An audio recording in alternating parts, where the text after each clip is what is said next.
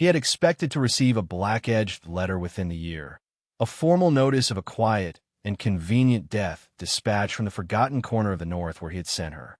He had expected to feel a brief, sterile flicker of something akin to relief, the closing of a messy ledger, and then nothing at all. He did not expect, years later, broken and seeking his own kind of grave, to return to that place and find it fiercely, stubbornly alive.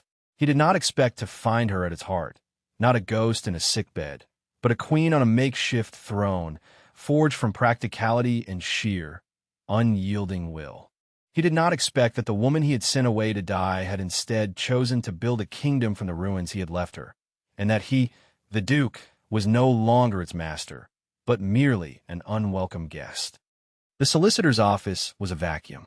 It sucked the sound from the London street outside, leaving only the dry scratch of a nib on heavy parchment and the damp, wheezing cough that Alara Vance was trying and failing to suppress into a lace-edged handkerchief.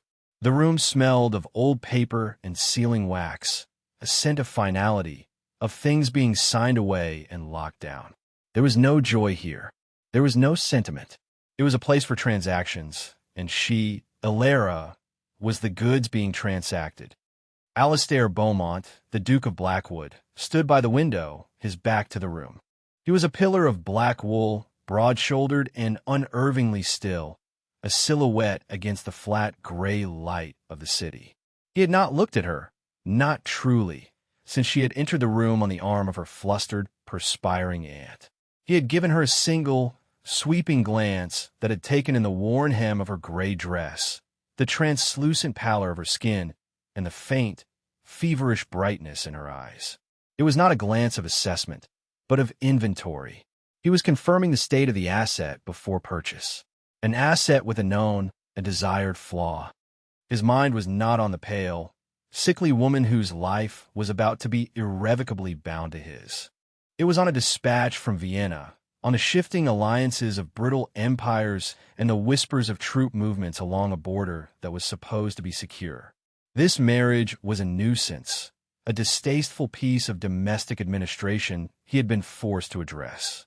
His solicitor had found her, an orphan of good but impoverished stock, with a lung condition that made her a poor prospect on the marriage market, but a perfect candidate for his very specific, very cold requirements. He needed a duchess, a placeholder, a name to put on a document, a body to install in a house he loathed, a quiet, temporary solution to the persistent, nagging problem of his vacant title. He did not need a wife. He certainly did not want one. The settlement is, as we discussed, most generous, Your Grace, her aunt, Mrs. Pembroke, twittered from her chair, her gloved hands twisting in her lap. For Alara's security, given her delicate constitution. Alastair did not turn. His voice, when it came, was low and resonant, a sound that seemed to absorb what little warmth was in the room. The generosity is conditional on the terms being met. The marriage will take place tomorrow, by special license. There will be no ceremony to speak of. Alara flinched, not at the coldness, but at the sheer, indifferent efficiency of it all. He was dismantling her life with the same dispassionate focus he might apply to a military campaign. She felt another cough building, a hot, tight knot in her chest, and she pressed the handkerchief to her lips, willing it down. She would not show more weakness than she already had. It was the only currency she had left. Her frailty was the very thing being purchased. She looked at his back, at the severe, perfect cut of his coat. She had heard the whispers in the drawing rooms she had haunted as a poor relation, a companion paid to be invisible. The haunted Duke, a man forged in the crucible of a continental war, who had returned with a chest full of medals and a soul full of ghosts. His first wife, a celebrated beauty, had died in childbirth, along with the son and heir, leaving him with only a daughter he reportedly could not bear to see. He had retreated from society, from life itself, burying himself in the grim mechanics of politics and power, a man hollowed out by duty and grief. She had thought it romantic in a tragic sort of way. Now, in his presence, she felt only the profound, arctic chill of his detachment. He was not a man in pain, He was the absence of a man altogether. The solicitor, a man whose face was a collection of soft, apologetic folds, cleared his throat. If Miss Vance would be so good as to sign here.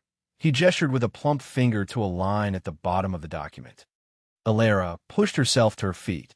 The room tilted for a moment, and she placed a hand on the heavy mahogany table to steady herself. Her aunt made a move to help, but Alara waved her away with a small, sharp gesture. She would walk to her own execution. She picked up the pen. The ink was black and thick. She stared at the space where her name would go, the last time Alara Vance would exist as a legal entity. She was a survivor. Her entire life had been a series of pragmatic accommodations to unkind realities. Her parents' death, the cloying charity of relatives, the slow, insidious decay of her own body. This was just another accommodation, the largest and the last.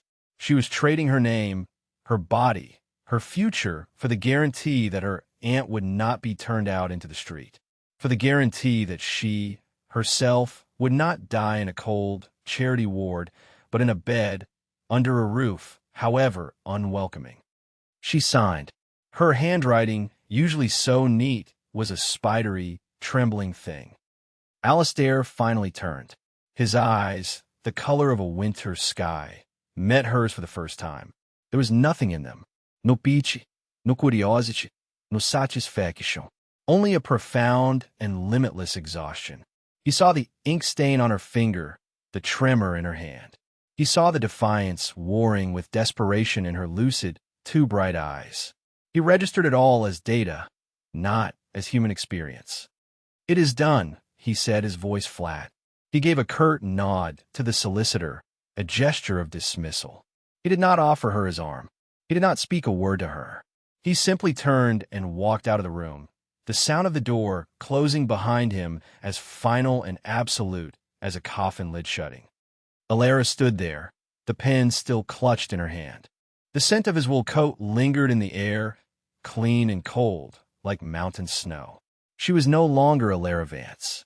She was the Duchess of Blackwood, a title that felt like a shroud. Her aunt finally broke the silence, her voice trembling with a relief so profound it was almost obscene. "Oh, Alara, you are safe. We are safe." Alara looked down at her signature on the contract. Safe. The word was a mockery. She had just sold herself to a ghost, to be entombed in a place she had never seen. She drew in a breath, and this time, she let the cough come. It was a raw, rattling sound that filled the sterile silence of the room, a protest from a body that refused to be quiet, that refused to die on schedule. It was the only rebellion she had left. The carriage was a black, lacquered box, and for 2 days, it was her world. It smelled of old leather and the damp wool of the Duke's greatcoat. He sat opposite her, a formidable, silent presence, walled off behind a stack of government dispatches. The rhythmic drumming of the rain on the roof and the ceaseless creak and sway of the suspension were the only sounds between them. He did not speak to her. He did not acknowledge her beyond a curt nod when they stopped at grim, provincial inns for the night, where they were shown to separate cold rooms. Alara watched the world outside the window dissolve.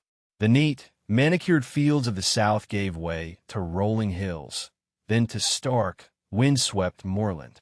The sky grew heavier, the color of slate, and the rain became a constant, percussive companion. The landscape was being stripped of its softness, its color, its hope. It felt like a journey, not to a place, but away from everything. She felt herself shrinking, becoming as gray and featureless as the view. Her cough was a persistent, unwelcome third passenger, a damp, rasping echo in the suffocating silence. Each time she succumbed to a fit, she felt his eyes on her, not with concern, but with a flat clinical observation, as if he were noting the steady depreciation of his investment. He did not expect her to survive the first winter. He had been clear on that with his solicitor. Gravemoor, his ancestral seat, was no place for the hale, let alone the infirm. It was a place of damp and drafts, of memories he refused to confront. He was sending her there to be the chatelaine of a ruin, the duchess of a tomb. It was a cruelty he acknowledged with the same detached pragmatism with which he had signed the marriage contract. It was a necessary cruelty. He needed her to disappear. He needed this entire sordid matter to be filed away, out of sight, out of his life. On the afternoon of the third day, the carriage slowed, its wheels sucking at thick, viscous mud. Alara peered through the rain-streaked glass. Two great pillars of stone, slick with green moss and topped with crumbling eagles, marked an entrance. One of the wrought iron gates hung drunkenly from a single hinge. The other was choked with a snarl of briars. This was it, Gravemore. The name itself was a prophecy. The drive was a tunnel of ancient, skeletal trees, their bare branches clawing at the sky. The house, when it finally emerged from the mist, was a monster. A vast, sprawling edifice of blackened stone, pockmarked with boarded-up windows and stained with dark streaks of algae. It did not look merely neglected. It looked as if it were actively decaying, slumping back into the sodden earth from which it had sprung. A single, defiant plume of smoke curled from one of the dozens of chimneys, a faint pulse in a dying heart. The carriage shuddered to a halt before a set of massive oak doors. Alistair folded his dispatch and tucked it away without a word. He did not offer her a hand as he descended into the rain. He simply stepped out, his boots sinking into the gravel and mud. Alara gathered her worn shawl around her shoulders and followed. The air was bitingly cold, thick with the smell of wet earth, rotting leaves, and something else, the deep, pervasive scent of stone-cold mildew. The rain plastered her hair to her scalp in seconds. She stood, small and shivering, in the shadow of the house, looking up at its blind, hostile face. The great doors creaked open, and a woman stood framed in the cavernous, dark hall. She was tall and severe, dressed in rustling black bombazine, her face a mask of pinched disapproval. This had to be Mrs. Croft, the housekeeper his solicitor had mentioned, a woman who had served his family for 40 years and ruled the house in his absence. Her eyes, small and dark, flickered over Alara, taking in her sodden state, her frailness, with a look of undisguised contempt. This was not the Duchess she had been expecting. This was an invalid, an interloper. "Your Grace," the woman said, her voice as brittle as dry leaves. She curtsied, a stiff, resentful crack of her spine. Her gaze was fixed on Alistair. Alara did not exist. "Croft," he acknowledged, striding past her into the hall. "Have a room prepared for the Duchess. A fire laid. The east wing is closed, Your Grace. The damp. Then the west wing." He cut her off, his tone sharp with impatience. He was already shrugging out of his greatcoat, his mind clearly on his departure. "It makes no difference." He turned then, and for a moment he looked at Alara, who stood dripping in the doorway. The flickering lamplight from the hall cast deep shadows under her eyes, making her look even more spectral, more temporary. "This is your home now, madam," he said, the formal address a deliberate distancing. "Mrs. Croft will see to your needs." He paused, his gaze cold and unreadable. "Do try to be quiet." It was not a request. It was an instruction to the dying. "Fade away without fuss. Do not trouble me. Do not remind me you exist."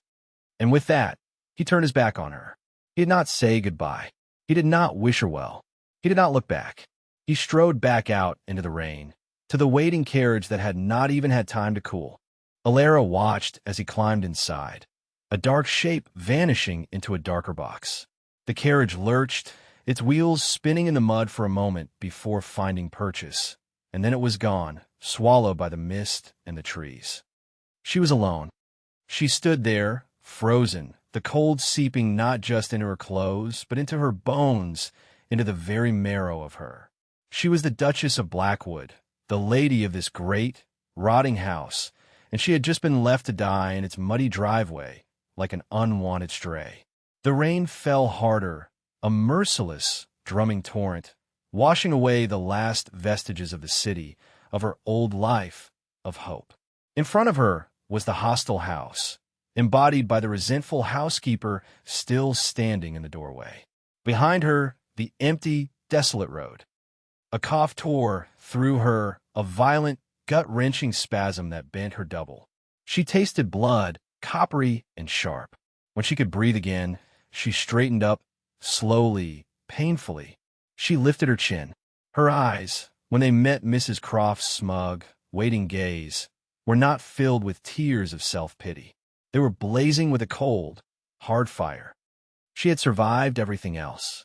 She would survive this. She would survive him. She would survive this house. It was a silent, furious vow made to the rain and the mud and the crumbling stone. She took a single, deliberate step forward, crossing the threshold from the storm into the tomb. The room they gave her was in the west wing, as the Duke had commanded. It was vast and cavernous, with a ceiling so high it was lost in shadows.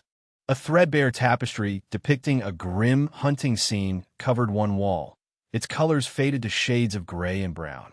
The air was thick with the chill of long disuse, a dampness so profound it felt as if the very stones were weeping. A small, sullen fire sputtered in the enormous grate, producing more smoke than heat, a pathetic flicker against the overwhelming cold. The bed was a monstrous, four-poster affair, hung with heavy velvet curtains that smelled of dust and mildew. It looked less like a place of rest and more like a catafalque.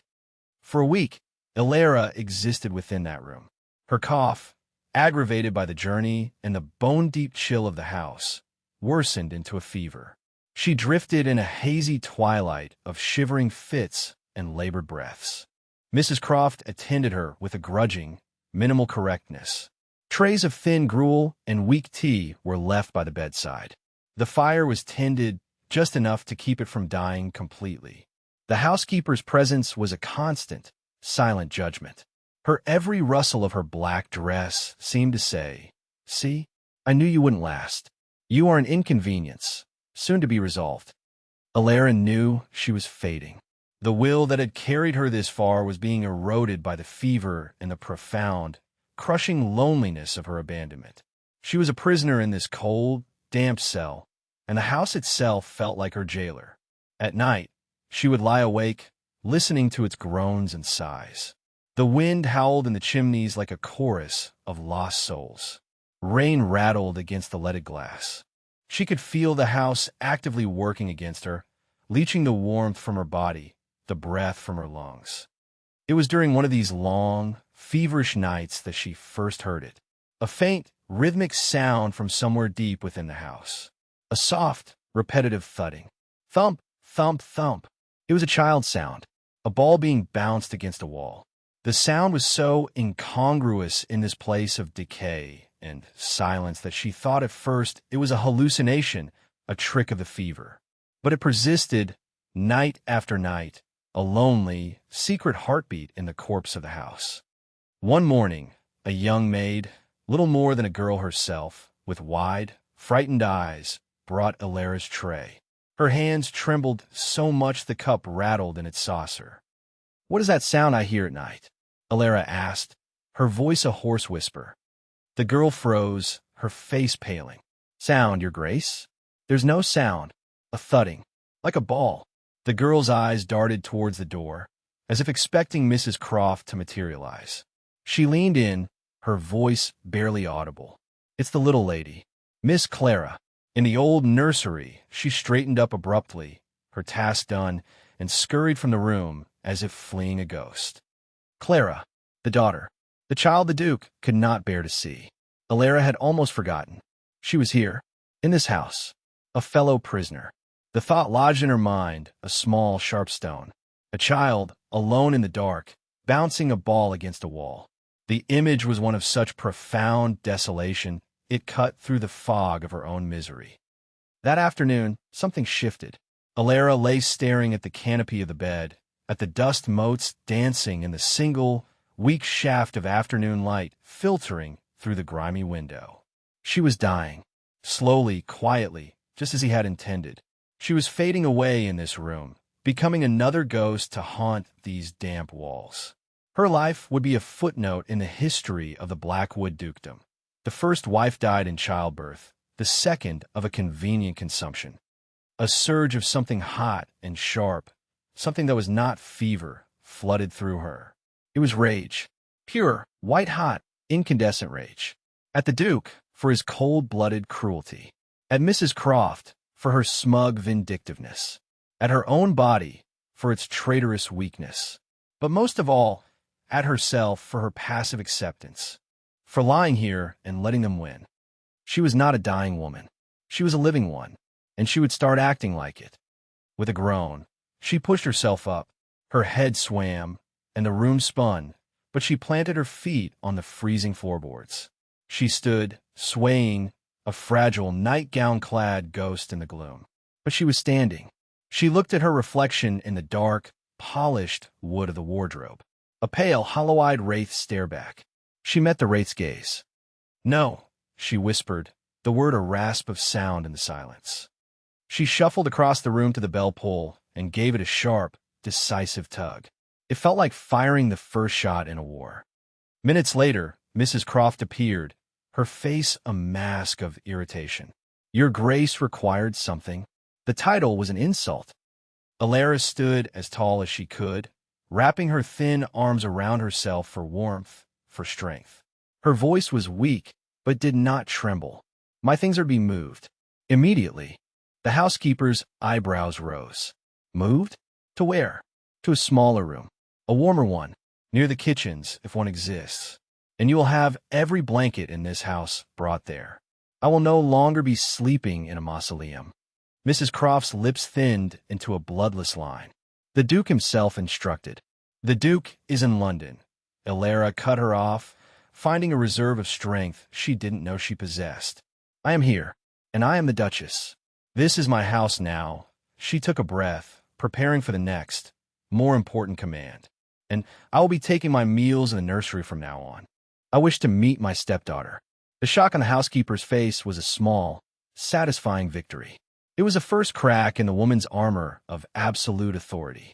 For the first time since arriving at Gravemoor, Alara felt a flicker not of survival, but of power. She was no longer a guest waiting to die. She was the mistress of the house, and she was about to begin the long, arduous task of reclaiming her territory.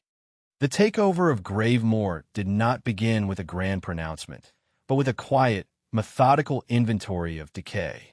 After moving into a small, defensible servant's room near the kitchens, a room she could actually keep warm with a modest fire, Alara began to explore. Wrapped in a mismatched collection of blankets over her dress, she walked the halls of her new kingdom, a flickering candle her only guide. She carried a small notebook and a pencil, a habit from her days as a companion, when she was required to keep track of household expenses. The house was a labyrinth of rot. Entire wings were surrendered to the damp, the walls blooming with constellations of black and green mold. Plaster had fallen from ceilings, revealing the skeletal laths beneath. Furniture stood shrouded in white cloths, like a ballroom full of ghosts. The air was a stagnant soup of mildew and the scent of cold, dead ash. It was a place that had given up. Her first strategic decision was one of retreat. She could not save the whole house. To try would be to waste what little resources she had. So, she would consolidate.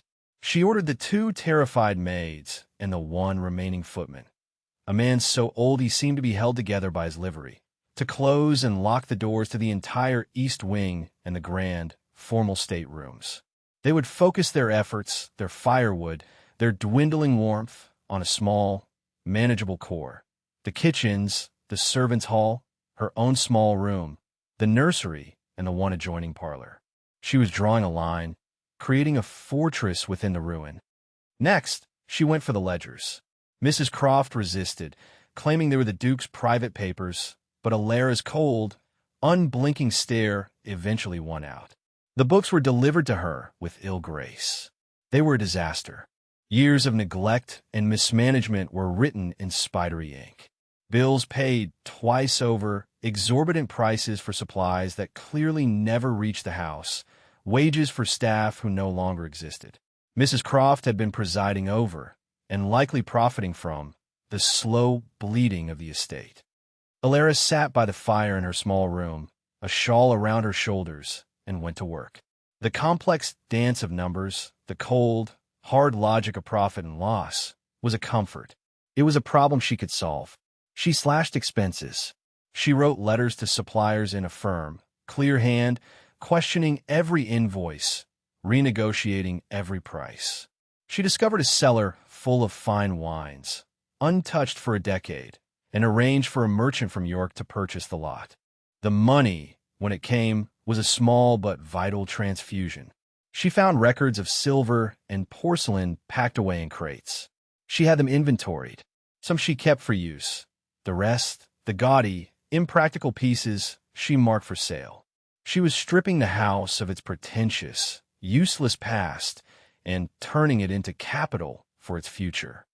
Her most important alliance was forged not in the house, but in the garden, or what was left of it.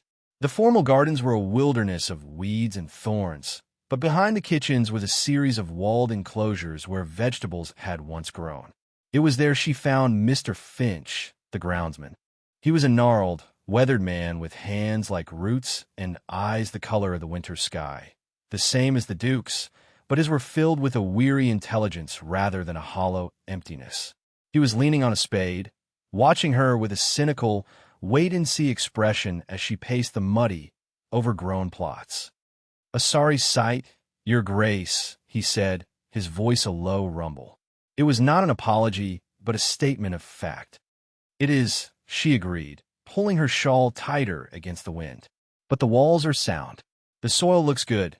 She kicked at a clump of earth with the toe of her worn boot. "What would it take to get this producing again? Potatoes, carrots, greens. Things that will store. Things that will feed us." Finch straightened up, a flicker of interest in his eyes.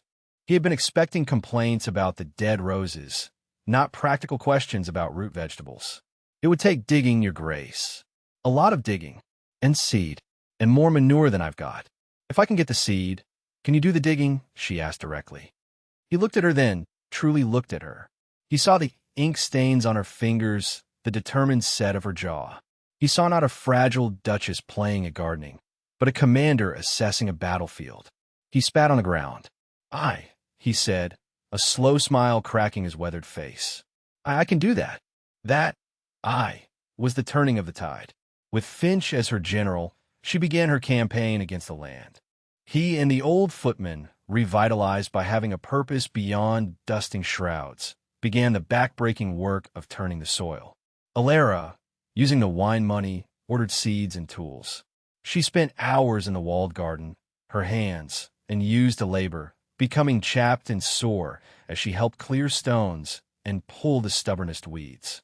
The fresh air, the physical work, the tangible progress. It was a better medicine than any doctor could have prescribed. Her cough began to ease. A faint touch of color returned to her cheeks. She was not just reclaiming the garden. She was reclaiming her own body. But the heart of her new kingdom was the nursery. The first time she had entered, it had been as cold and silent as her own first room. A small, pale girl with enormous, dark eyes, Alistair's eyes, sat on the floor in a corner, clutching a small, featureless wooden doll. This was Clara. She did not speak. She did not look up. She simply stared at the wall, a ghost child in a ghost house. Alara did not try to force an interaction. She understood what it was to be small and silent and overlooked. She simply brought a chair into the room and a book. And she read. She read fairy tales and adventure stories, her voice quiet and steady in the still room. For days, the child gave no sign she was listening. But Alara persisted. She brought her own meals to the nursery and ate in companionable silence with the girl. She made sure the fire was always brightly lit. She brushed Clara's long, tangled hair, her touch gentle and patient. The breakthrough came one afternoon. Alara was reading a story about a lost princess who finds a secret garden. She looked up and saw that Clara had moved from her corner and was sitting on the floor a few feet away, her dark eyes fixed on Alara's face, listening. A few days later, as Alara read, a small, cold hand crept into hers. Alara did not stop reading. She simply closed her fingers around the child's and held on. Slowly, painstakingly, the house began to breathe again. The scent of baking bread from the revitalized kitchens began to push back against the mildew. The sound of Clara's laughter, a rusty and used sound at first, began to echo in the small, warm parlor. The staff, now paid on time and given clear, sensible work, began to move with purpose. Their loyalty, which had belonged by default to the absent Duke and had been held in cynical trust by Mrs. Croft, shifted, degree by quiet degree, to the pale, determined woman who was saving them all. Mrs. Croft found herself marginalized, her authority evaporating. She was a relic of the old, dying order, and her resentment festered in the face of Alara's quiet, inexorable success. One autumn afternoon, nearly 2 years after her arrival, Alara stood at the window of the parlor she had brought back to life. It was warm and clean, smelling of beeswax and wood smoke. Outside, the kitchen garden was yielding its first proper harvest. Finch and the footman were bringing in baskets of potatoes and cabbages. In the center of the room, Clara was drawing at a small table, humming to herself. She was still a quiet child, but the haunted look was gone from her eyes. Alara looked at her own reflection in the window pane. She was no longer the spectral wraith she had seen in the wardrobe. She was still slender, still pale, but there was a strength in her face that had not been there before. Her hands, resting on the windowsill, were not the hands of a lady. They were stained with dirt from the garden and ink from the ledgers. She was tired, yes, but it was the good, honest exhaustion of hard work, not the creeping fatigue of despair. She had not been sent here to live, but she had built a life anyway. A small, fierce, defiant life. Gravemore was no longer a tomb. It was a fortress. It was a home. It was hers. Alastair returned to Gravemore on a bitter November evening, seeking the silence of the grave. The past 6 months had been a brutal political campaign that had ended in a humiliating public failure. An alliance he had spent a year building had crumbled, betrayed from within. He was exhausted down to his soul, hollowed out by the petty machinations and false smiles of London. He yearned for the cold, absolute silence of the North.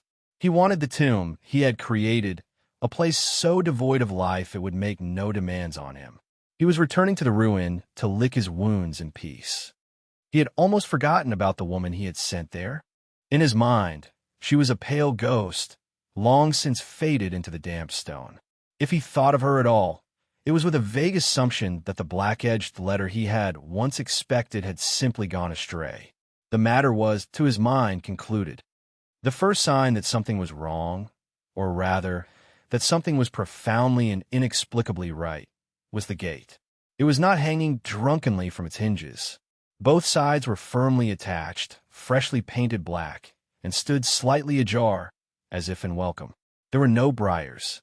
The drive beyond was not a tunnel of skeletal claws. The trees had been pruned, their lower branches cleared, allowing the weak afternoon light to penetrate the gloom. The road itself was not a quagmire of mud, but had been graded and laid with fresh gravel that crunched neatly under his horse's hooves. He slowed his mount, a deep sense of dislocation settling over him. This was not the Gravemore he remembered. This was not the landscape of his despair. As he rounded the final bend, the house came into view, and he pulled his horse to a dead stop. The word that came to his mind was not decaying. It was defiant. The boarded-up windows on the main facade were still there, like healed scars, but the windows of the entire west wing and the central block were clean, the glass glinting in the twilight. And from at least 4 chimneys, plumes of gray smoke rose in steady, unwavering columns, signals of life, of warmth, of habitation. The house was not dead. It was breathing. Alastair dismounted, his boots sinking into the gravel with a sound that felt alien in its crispness. The air did not smell only of rot and rain. Underneath the damp, earthy scent of autumn, there was another smell, carried on the wind from the back of the house. Wood smoke, and something else, something impossibly domestic and comforting. Baking bread. He felt a surge of something he could only identify as anger. It was the fury of a man whose carefully constructed reality has been dismantled without his permission. He had curated this place as his personal hell, a monument to his own internal emptiness.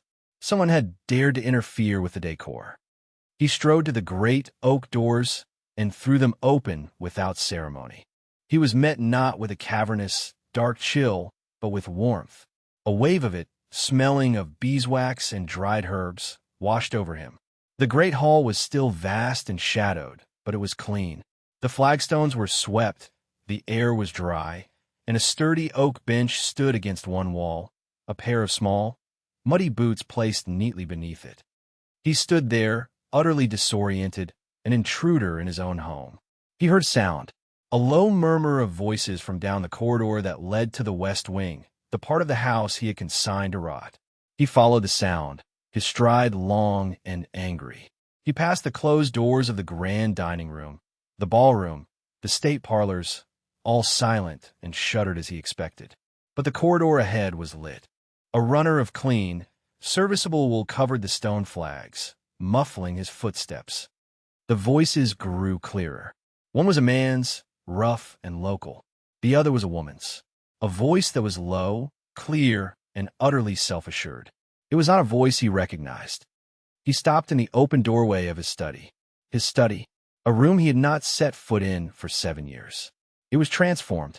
The heavy, dust-laden curtains were gone, replaced by simple linen that let in the last of the light.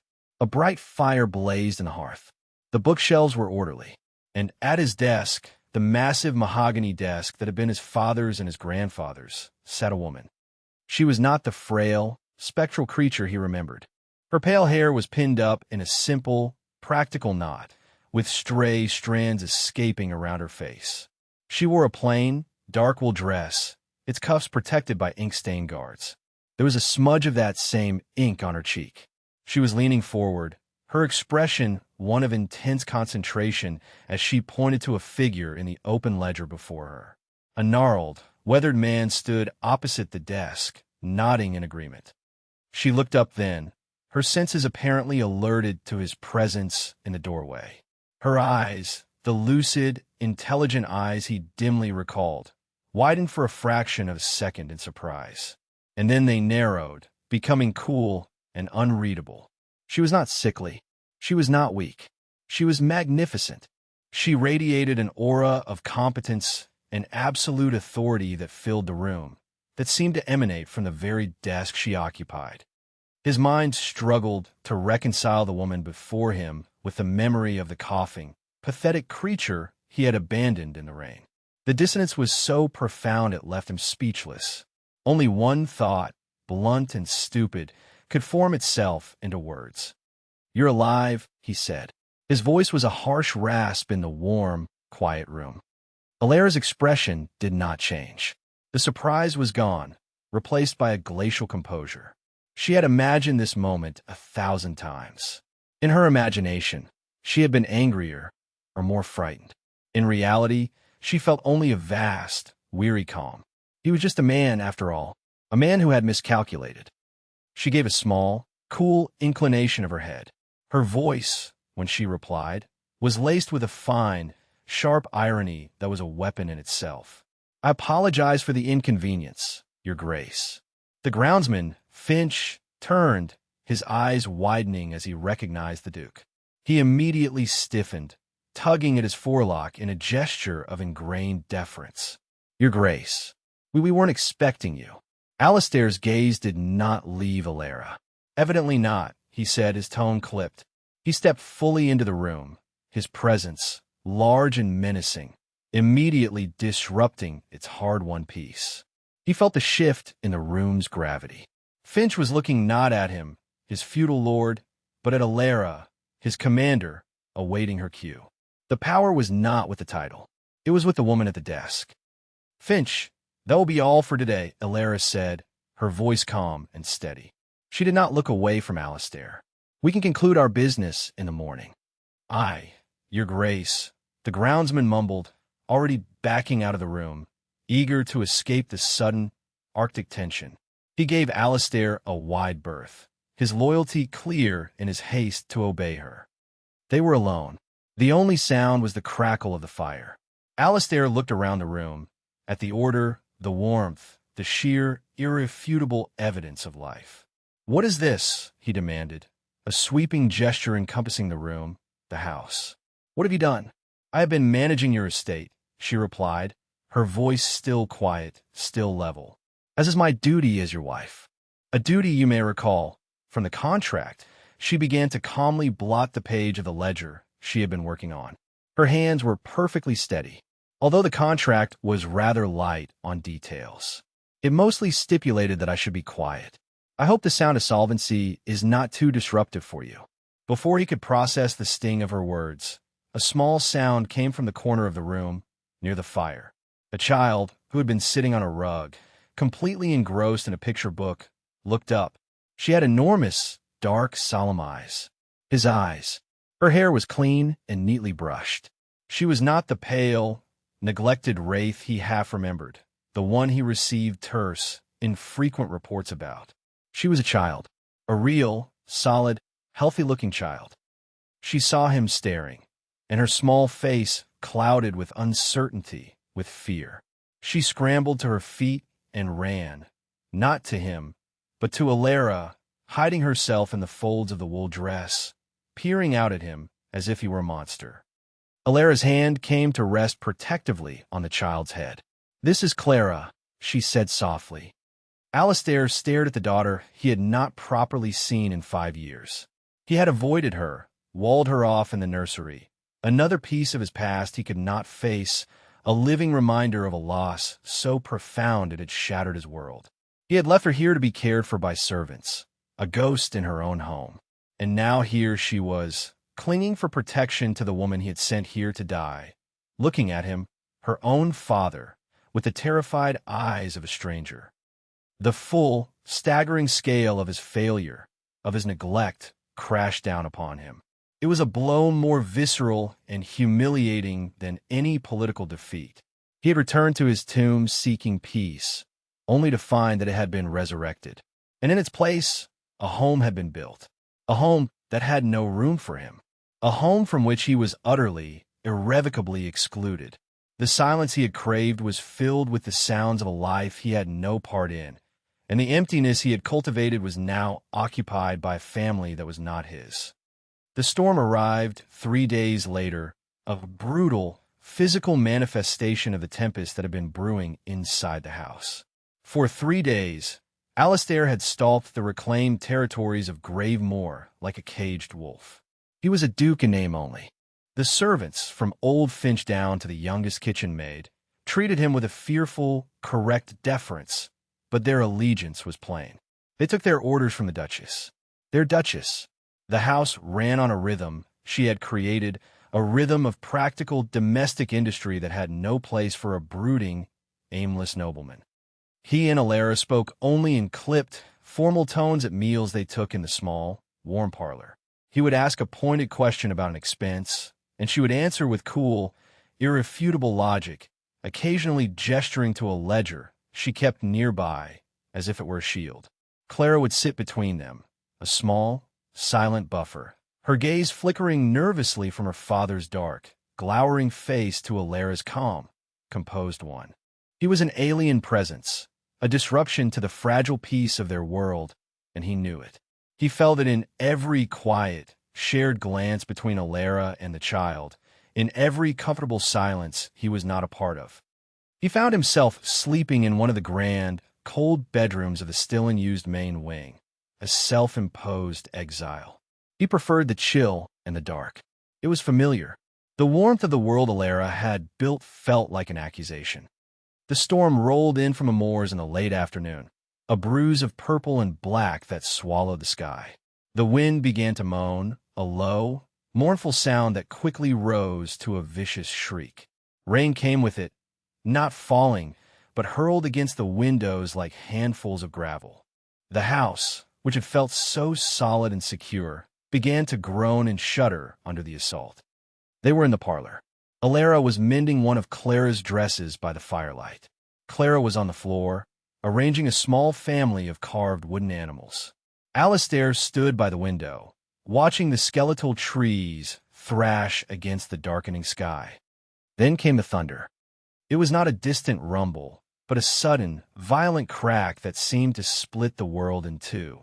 It was the sound of celestial artillery, a deafening, percussive blast that shook the very foundations of the house. The windows rattled in their frames.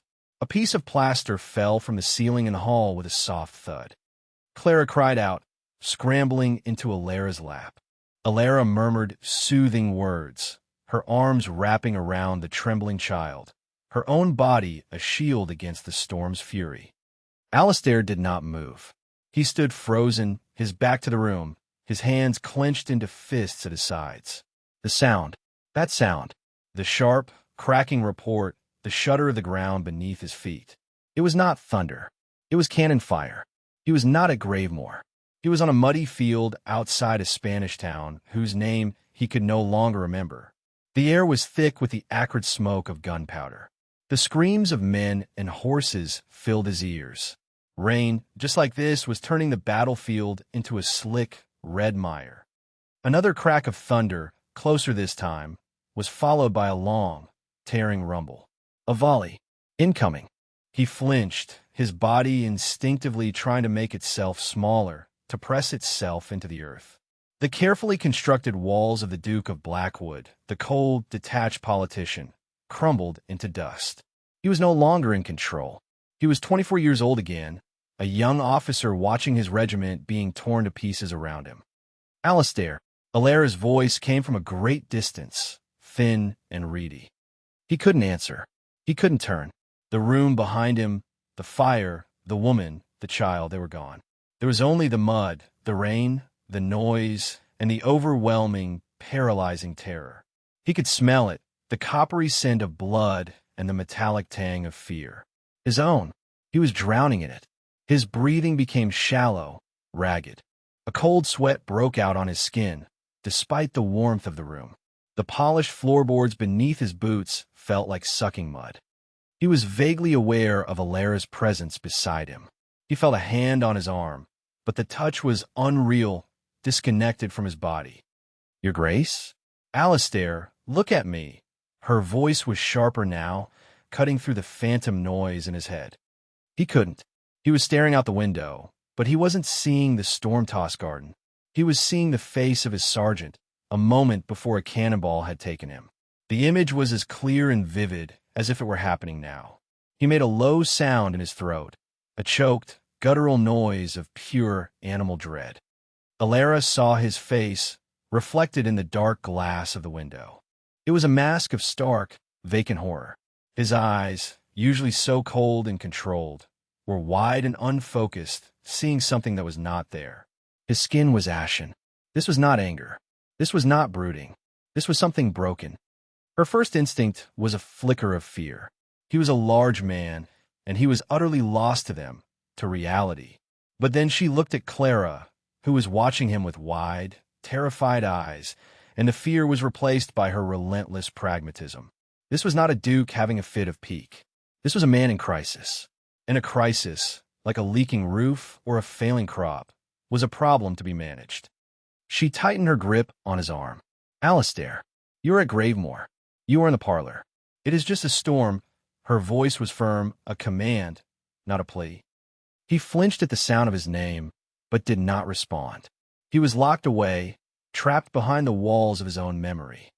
She knew she couldn't leave him like this, a terrifying statue in the middle of her sanctuary. She had to move him. She had to ground him. "Come," she said, her voice dropping to a low, practical tone, the same one she used with Finch when discussing the rotation of crops. "We can't stay here." She tugged at his arm. He was like a statue, an immense dead weight. "Alistair, walk with me." Miraculously, he responded to the sheer, unyielding force of her will. His feet shuffled, a clumsy, dragging movement. She guided him out of the parlor, away from the rattling windows. Clara followed, silent and wide-eyed, clutching a fold of Alara's skirt. She led him not to his cold, formal bedroom, but to her own small, warm room near the kitchens. It was the heart of her fortress, the most secure place in the house. She sat him down in the single, sturdy armchair by the hearth, where a low fire was burning. He slumped into it, his body still rigid, his gaze still fixed on some distant, horrific horizon. Alara looked at him, at this large, broken man who had so carelessly abandoned her. She felt no triumph. She felt no satisfaction. She felt only a strange, aching pity.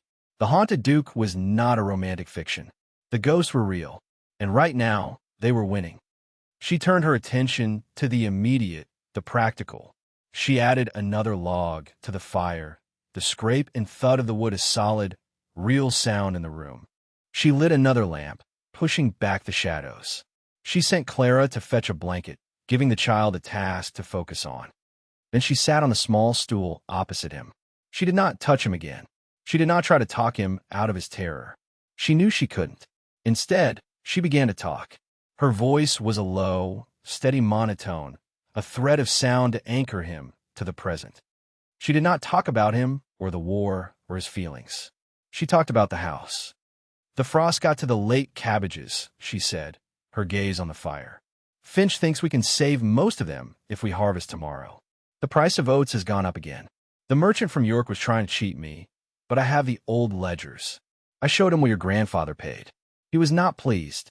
A log shifted in the fire, sending up a shower of sparks. Outside, the wind howled. Thunder rumbled, more distant now. Clara has learned all her letters, she continued, her voice never wavering. She can write her own name. She has a remarkable talent for drawing horses. She gets the legs right, which is very difficult. I think the roof over the old library has a new leak. I saw a stain on the ceiling this morning. We'll need to send Finch up to look at it once the rain stops. It will be a costly repair. She talked on, a quiet litany of the mundane, the practical, the real. The cost of seed, the mending of a fence. A story she had read to Clara about a badger who was a terrible cook.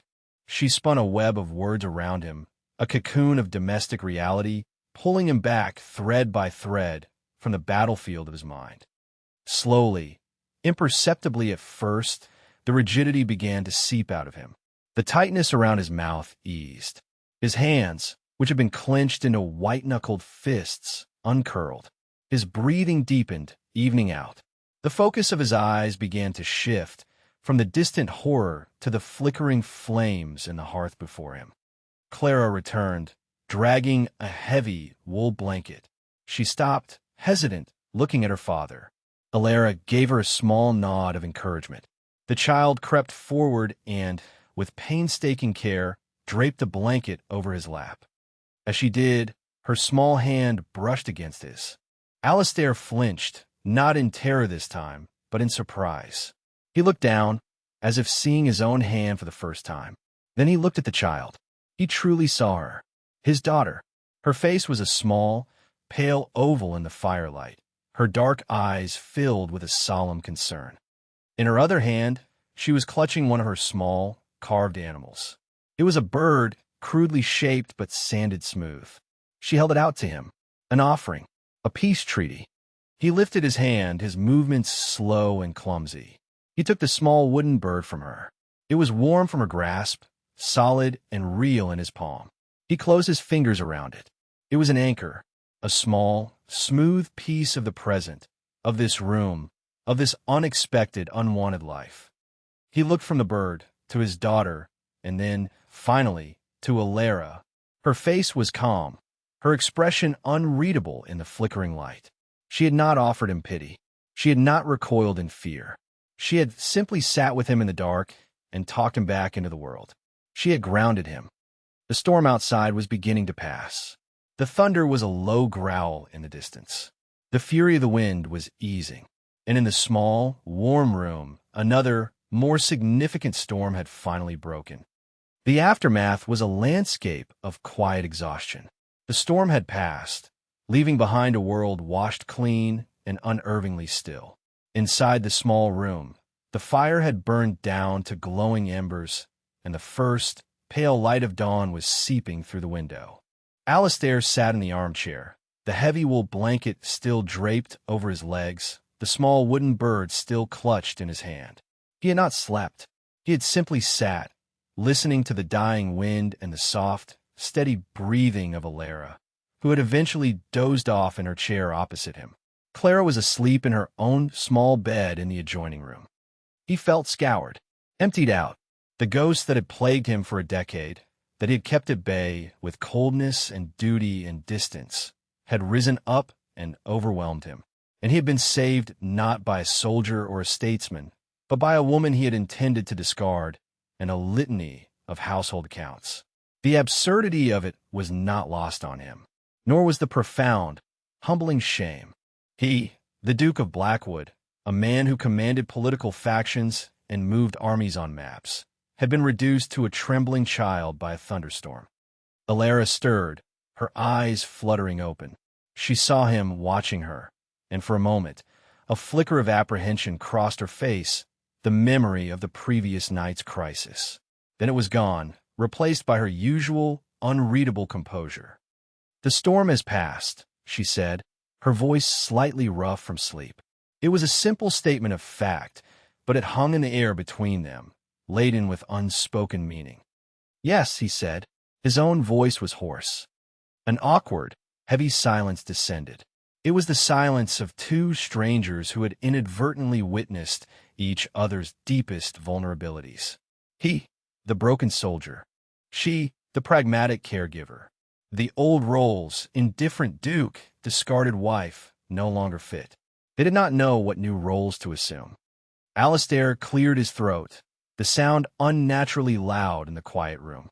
He felt a desperate, clumsy need to do something, to perform some simple, physical act that would ground him in this new, uncertain reality. He looked at the empty teacups on the small table between them. "Tea," he said, more to himself than to her. One should have tea. He got his feet, his limbs stiff. The blanket slid from his lap. He felt awkward, oversized, a bull in this small, tidy china shop of a room. He made his way to the small hearth, where a kettle was always kept on the hob. He had seen the maids do this 100 times, but he had never once performed the action himself. A duke did not make tea. He fumbled with the kettle, sloshing water as he filled it from a ewer. He searched for the tea caddy, his large hands knocking against jars of herbs. Alara watched him, a faint, almost imperceptible smile touching her lips. The sight of the formidable Duke of Blackwood, looking utterly lost and incompetent in the face of a simple domestic task, was so profoundly ironic it bordered on humorous. She didn't offer to help. She simply watched him struggle. It was important that he do this. It was his first, fumbling step across the chasm that had separated them. Finally, he managed to produce 2 cups of what was likely to be horrifically strong, stewed tea. He carried them back to the chairs, his movements careful and deliberate, as if he were carrying explosive ordnance. He handed one to her, their fingers brushing for a brief second. The contact was like a small electric shock, a sudden, sharp awareness of the other's physical presence. It was not romantic. It was grounding. It was real. He sat down, wrapping his hands around the warmth of the cup. He stared into the dark liquid, searching for words. An apology felt inadequate. An explanation felt impossible. He settled on the only thing he had left, a confession. "I've not been back to that field in 10 years, he said, his voice low, stripped of its usual authority. "I keep it locked away. The storm, the sound, it broke the lock." He looked up, and his eyes, clear and startlingly vulnerable, met hers. "I was not myself." Alara took a sip of the brutally strong tea. It was almost undrinkable, but she did not let it show. She did not want his pity, and she would not offer him any. Pity was a weakness, a currency of the world she had left behind. What they needed now was something stronger. "No one is ever entirely themselves, Your Grace," she replied, her tone practical, matter of fact. "We are all just a collection of pieces. Sometimes they don't fit together properly." She set her cup down. "However, while you were indisposed, I believe a branch came down on the roof of the West Stable, and the ledgers are still a disaster." He stared at her. She had taken his confession of profound psychological trauma and met it with a report on property damage and accounting. There is no sympathy, no revulsion, no fear. Only a calm, pragmatic acceptance. "You broke. Now, here is a list of other things that are broken. Perhaps you could make yourself useful." A slow, unfamiliar feeling spread through his chest. It was not anger. It was not shame. It was a profound, startling sense of relief. She was not going to treat him like a fragile, broken thing. She was treating him like a partner. A dysfunctional, recently shattered partner, perhaps, but a partner nonetheless. A small, dry laugh escaped him. It was a rusty and used sound. "The ledgers," he repeated, a ghost of a smile on his face. "Yes, I imagine they are." "You have a head for figures," she stated, not as a compliment, but as an observation. "And a knowledge of contracts and tenants' rights that I lack. My methods have been direct. They may not be entirely legal." It was an invitation, a clear, unsentimental offer of a truce, of a shared purpose. "This is my kingdom, but you have skills I can use. You may have a place here if you are willing to work for it." He looked at the small wooden bird, which he had placed on the table beside him. He looked at the warmth of the room, the order she had carved from chaos. He looked at her, at the quiet strength in her face. For the first time in a decade, he felt the stirrings of something other than duty or grief or emptiness. It was a fragile, tentative thing, but it felt like a possibility. The possibility of a home. "Show me the ledgers," he said. And so, the partnership began, not with a declaration, but with the quiet scratching of two pens in the firelit study. He, the Duke, with his formidable intellect and legal knowledge, and she, the Duchess, with her hard-won practical wisdom and unyielding will. They were a strange, unlikely team, two opposing forces that had found a point of equilibrium. They worked. Day after day, they bent their heads over the sprawling, messy accounts of the Gravemore estate. He untangled years of fraudulent contracts and archaic tenancy agreements, his mind finding a grim satisfaction in imposing order on the chaos. She cross-referenced his findings with her own practical knowledge of the land and its people, pointing out which tenants were reliable, which fields were fallow, which assets were real, and which were merely paper fictions. The silence between them changed. It was no longer a weapon or a wall. It became a comfortable, shared space, punctuated by the rustle of paper, the scrape of a chair, or a low-muttered question. "What did we get for the winter wheat last year?" "Finch says the north pasture needs to lie fallow. He suggests sheep." They began to take their meals together, all three of them. Alastair, Elara, and Clara. The conversations were stilted at first, focused on the neutral territory of the estate. But slowly, other topics crept in. Clara would talk about a bird's nest she had found with Finch. Elara would mention a passage from a book she was reading. Alastair, to his own astonishment, found himself telling a story about his first pony, a stubborn, bad-tempered animal that had taught him more about patience than any tutor. As he spoke, he saw Clara's eyes widen with interest, and he felt a forgotten warmth spread through his chest. One afternoon, they walked the grounds together to inspect a fence that needed mending. It was a cold, crisp day, the sky a high pale blue. The air smelled of damp earth and wood smoke. Finch walked with them, explaining the problem, but he directed his words to both of them, his gaze moving from the Duke to the Duchess, acknowledging their joint authority. As they navigated a muddy patch of ground, Elara slipped. Alastair's hand shot out, his fingers closing around her arm to steady her. His touch was firm, impersonal, a simple, reflexive act. But she did not pull away immediately. For a moment, she leaned on his strength, and he felt the surprising lightness of her, the delicate bones beneath the coarse wool of her sleeve. It was a moment of simple, physical contact, devoid of romance, but filled with a new, unspoken intimacy. They were two people holding each other up, literally and figuratively, against the encroaching wilderness. He began to see the house through her eyes. He saw not just the decay he had cultivated, but the life she had breathed into it. He noticed the neatly stacked firewood, the clean windows, the smell of herbs drying in the kitchen. He saw the way the servants, who had once been terrified of him, now gave him shy, respectful nods. He was no longer just the ghost who owned the place. He was becoming a part of its ecosystem. One evening, he found her in the nursery, sitting by the fire, teaching Clara how to knit. The child's small hands were clumsy with the needles, her brow furrowed in concentration. Alara's head was bent close to hers, her voice a low, patient murmur. The scene was one of such profound, simple peace that it stopped him in the doorway. It was a perfect, self-contained world of warmth and quiet love. He had no part in it. He had created neither the warmth nor the love. But for the first time, he did not feel excluded by it. He felt humbled. He felt a desperate, aching desire to be worthy of it. He did not enter the room. He simply stood in the shadows and watched, a silent guardian at the edge of the light. He was beginning to understand that home was not a place you owned. It was a thing you built.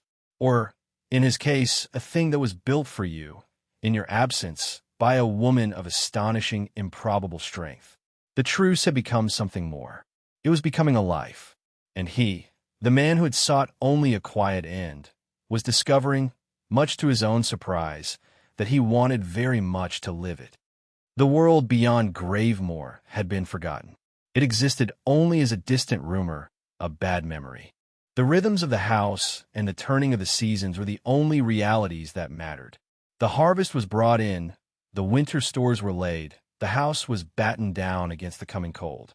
They had created a fortress, not just of stone and wood, but of shared purpose and quiet, mutual respect. It was a fragile peace, but it felt more real to Alistair than any treaty he had ever negotiated. And then, one bleak December morning, the old world came calling. A horseman was sighted on the long drive, a lone figure galloping through the snow-dusted landscape.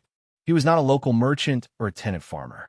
He rode with an urgent, military bearing, and the horse he rode was lathered, pushed to its limits. He wore the livery of a royal courier. The arrival sent a tremor through the house. It was the intrusion of an alien element, a disruption to their hard-won equilibrium.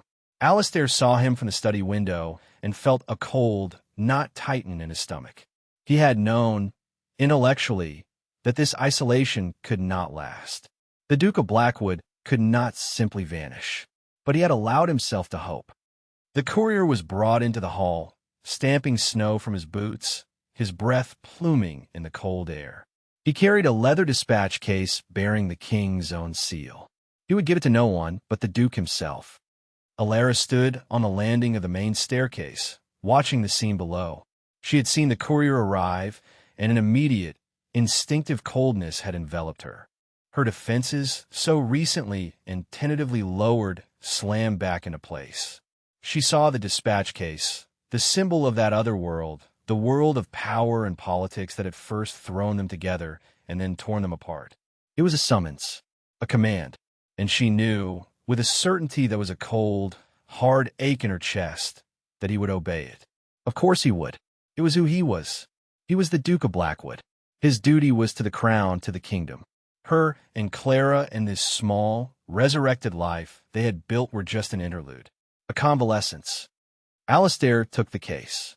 He dismissed the courier to the kitchens for food and rest. He did not break the seal immediately. He stood for a long moment in the hall, the leather case heavy in his hand, a tangible link to the life he had left behind. He could feel its pull, the familiar weight of duty, of expectation, of power. It was a siren song he had followed his entire life. He looked up and saw Alara on the stairs. Her face was a pale, beautiful mask of neutrality. He knew that look. It was the same look she had worn when he had abandoned her here, a look of profound, stoic resignation. She was already preparing for his departure. She was already letting him go. He walked up the stairs, the case still in his hand. When he reached her, she stepped back, a small, almost imperceptible movement, creating a formal distance between them. "Your Grace will need his things packed," she said, her voice brittle and cool. The formal address was a wall, thrown up between them. "I will see to it. The roads will be difficult. You should leave as soon as the courier's horse is rested." She was not asking if he was leaving. She was not arguing. She was accepting it as an inevitability. And in her acceptance, he felt a loss more profound than any he had ever known. He was losing this fragile, precious thing they had built. He was losing her. He looked down at the dispatch case in his hand. It represented everything he had once been, a man of influence and importance, a pillar of the realm, a man who dealt in the fates of nations, a man who was hollowed out, haunted, and utterly, devastatingly alone. Then he looked at her. He looked at her face, at the strength and intelligence in her eyes, at the fine lines of exhaustion around them that he knew were there because she had fought a war to save this place, to save his child, to save herself. He thought of the quiet evenings in the study, the shared laughter with Clara, the simple, grounding reality of her presence. Section. He had a choice. For the first time in his life, it was not a choice between two Judys, but a choice between duty and something else. Something he had never had, and had never known he wanted. "No," he said, his voice quiet but absolute. Alara's composure flickered. A line of confusion appeared between her brows. "Your Grace." He did not answer her with words. He turned and walked down the hall to the small parlor, their parlor. The fire was burning brightly. He stood before it for a moment, the dispatch case still in his hand. He looked at the flames. Then, with a decisive, deliberate movement, he broke the royal seal, pulled out the thick vellum document within, and without reading a single word, he dropped it into the heart of the fire. The parchment curled, blackened, and then burst into bright, hungry flame. The king's words, the summons from the world of men and power, turned to ash and smoke. It was an act of treason, an act of rebellion, an act of utter, unequivocal liberation. He turned back to Alara, who had followed him and now stood in the doorway, her eyes wide with disbelief, her hand pressed to her mouth. "My duties have changed," he said, his voice thick with an emotion he could not name. He crossed the room to her, closing the distance she had tried to put between them. He reached out and gently, tentatively, touched her face, his thumbs stroking the ink smudge that always seemed to be on her cheek. "My duty is no longer to the crown, or to the realm, or to the memory of my father. My duty is here." Her eyes searched his, looking for the lie, the equivocation. She found none. She saw only a raw, terrifying sincerity. "This is my home," he said, his voice dropping to a near whisper. He looked around the room, at the warm, lived-in space she had created.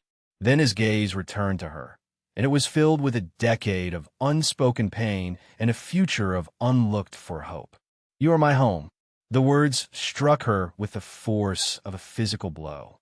The wall she had built around her heart, the pragmatic defenses she had spent a lifetime constructing, did not just crack. They crumbled. They turned to dust. The quiet, resilient survivor, the practical, unsentimental duchess, the woman who never, ever cried, felt the hot, sharp sting of tears behind her eyes. She did not try to stop them. She let them fall, a silent, silver track down her cheeks. It was a surrender, a final, absolute laying down of arms. She swayed, and this time, she did not just lean on him. She fell into him. Her hands came up to clutch the front of his coat, and she buried her face against the rough wool of his chest. He felt her small, shuddering breaths, the warmth of her tears seeping through the fabric. His arms came around her, holding her tightly, protectively. He was no longer a ghost, and she was no longer a prisoner. They were simply two people holding on to each other against the cold, in the heart of the home they had forged together from the ruins. A small sound from the doorway made them both look up. Clara stood there, her small face serious, watching them. She was not frightened by the raw emotion in the room. She seemed to understand it. She walked slowly towards them, and when she reached them, she did not try to separate them. She simply slipped into the space between them, her small body pressing against both of their legs, her arms wrapping around Alara's waist. A new, complete circle. Alara looked down at the child, her vision blurred with tears. She smoothed a hand over Clara's dark, silky hair. Clara looked up, not at her father, but at Alara. Her voice, when she spoke, was a clear, quiet whisper that held the simple, unwavering certainty of a child's truth. "My mama would have liked you," she said.